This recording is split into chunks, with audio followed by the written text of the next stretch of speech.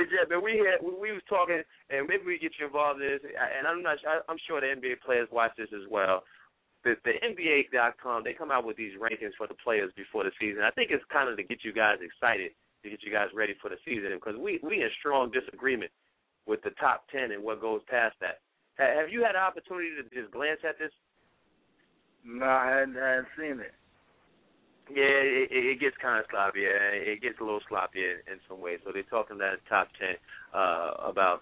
So we're looking at the top power forwards in the league, and without looking at the list, just your quick. But who would you say, based on you play against these guys every night, you look at the scouting reports, you see the numbers, who would you say is the best power forward in the league? Best power forward? I mean, where are we at here? I mean, is Kevin Garnett still a power forward or is he a center right now? Well, right now he's a center. Okay, so Dirk Nowitzki, then who are we talking about? Kevin Love. No, you shouldn't have said anything. You guys gave him a cheat sheet. Right. Well, right. LaMarcus Aldridge. We're talking about Dirk Nowitzki. Then we're talking about Mari Stoudemire. Is he a power forward? Is he a center? Yep. You put him as a power forward. I would consider him a power forward. See, because right now you got a lot of hybrids. So these guys are playing 4, but they actually are 5 in the lineup, so it's tough. So if we're going by natural power forward, I'm looking at, Dirk Nowitzki, Kevin Love. If I forget anybody. How you like LaMarcus? LaMarcus Aldridge. LaMarcus Aldridge is solid, but Zach Randolph, I may edge him above LaMarcus Aldridge, but both very solid players. Definitely in the top 10, both of those guys. What about Blake Griffin? Blake Griffin is in the top 10, yes. Yeah, see, we were having this debate because the NBA.com ranked Kevin Love as the 7th best player in the league, putting him ahead of all the power forwards. But 7 overall in the league. We talk about all the NBA players.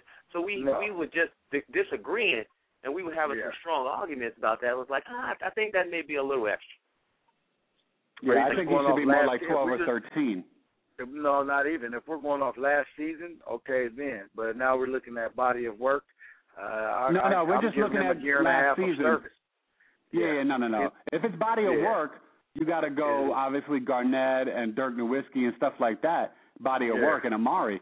But we're just talking about last season. This last season, which is unfair, obviously, you know why. But if you're going off last season, you'd have to put him, statistically, you'd have to put him in the top 10. I mean, easy. If you're going off last season, but I think it goes a little bit past that. We don't have the actual formula as to how they came. There's a score attached to this stuff. And we assume that.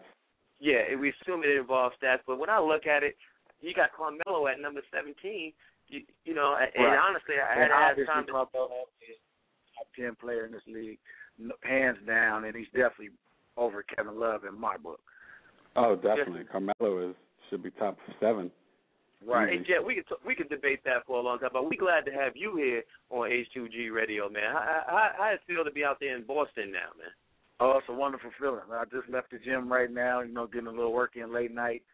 Paul Pierce was there, so, I mean, we're fired up, man. We're ready to go, and we believe that, we're the team to beat. I mean, if we look out there, we know the champs are Miami right now, reigning champions. Obviously, the moves that the Lakers have made make them viable. But if we talk about Eastern Conference alone, you're looking at us, you're looking at Miami, you're looking at Brooklyn with the moves they've made, you're looking at New York. So, I don't know. I like us. I like the way we're built, a solid veteran group, the best point guard in my eyes in the NBA, Rajon Rondo.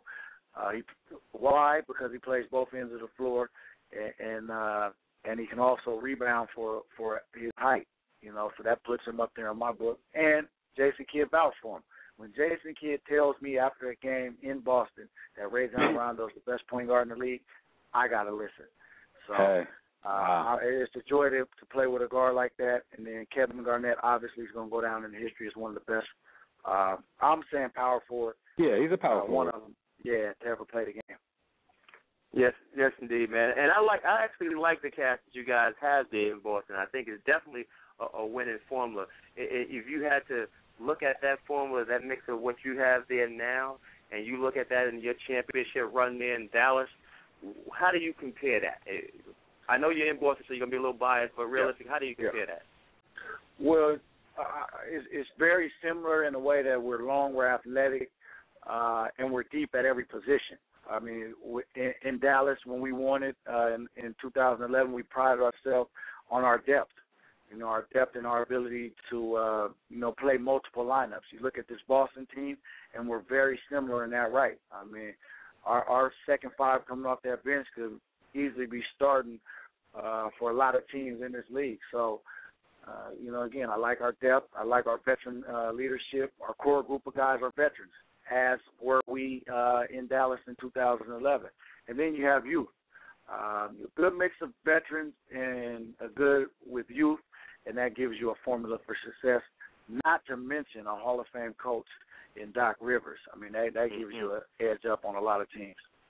Hey, Jason, this is the Complete, man. Let me ask you, as you're talking about that team and that roster, I really like, as you're talking about the veterans, how do you feel people like Jeff Green coming back and the addition of yourself and Courtney Love blended with, bringing in a Sullinger, a Chris Joseph, Deontay Christmas, and Fab Melo, how they can help, just giving you guys a little bit of rest so you're fresh for the playoffs?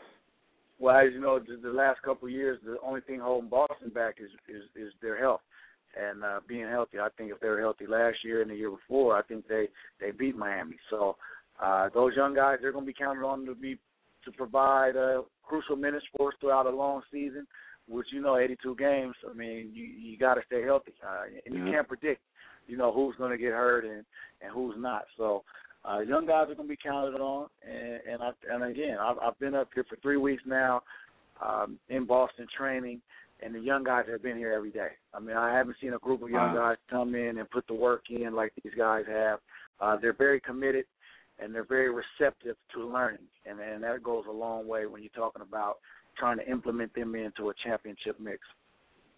Yeah, I know you said you just worked out with Paul Pierce, and I don't know if Kevin Garnett is up there, but how much talking have you guys done about this season? And, I know you know Kevin for a long time. How much does, obviously his intensity, and how much do those guys really want to win? And obviously we know you want to win, but when you talk to them, like, what type of energy do you get?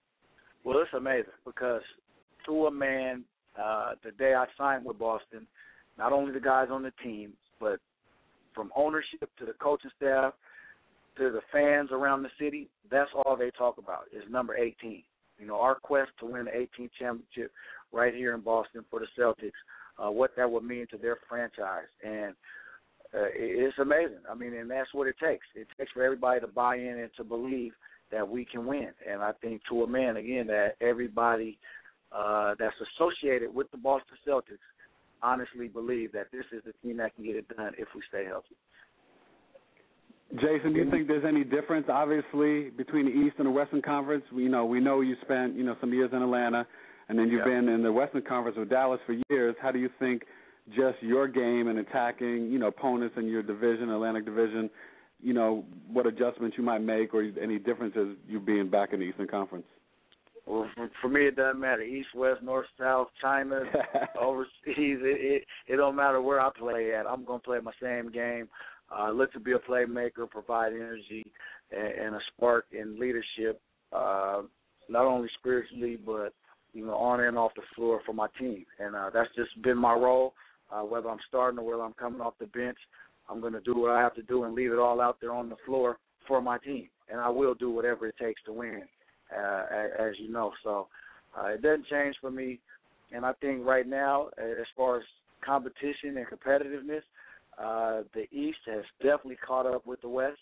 Yeah. And the balance of power is pretty much even keel right now. I mean, the top four teams in the West can easily match up with the top four teams in the East. And it's amazing, but it's a great time to be in the NBA and to be a part of basketball because the talent has definitely been spread out evenly. No doubt. Hey, Jed, the one thing I follow you, and I had some fun with the whole tattoo thing. You put the Larry O'Brien trophy on. You got a championship. So I was all excited when they were saying, okay, I'm going to reveal what the next tattoo is going to be. Then I see the lucky leprechaun on there, man. What made you go with the leprechaun? Yeah, I went and got lucky on my arm, and he's hoisting up. He usually spins a basketball, but now I got him spinning the Larry O'Brien Trophy, which, again, it just goes to a testament that I honestly believe that we are going to win the championship this year. So, hey, it just goes to show you that what the power of belief can do.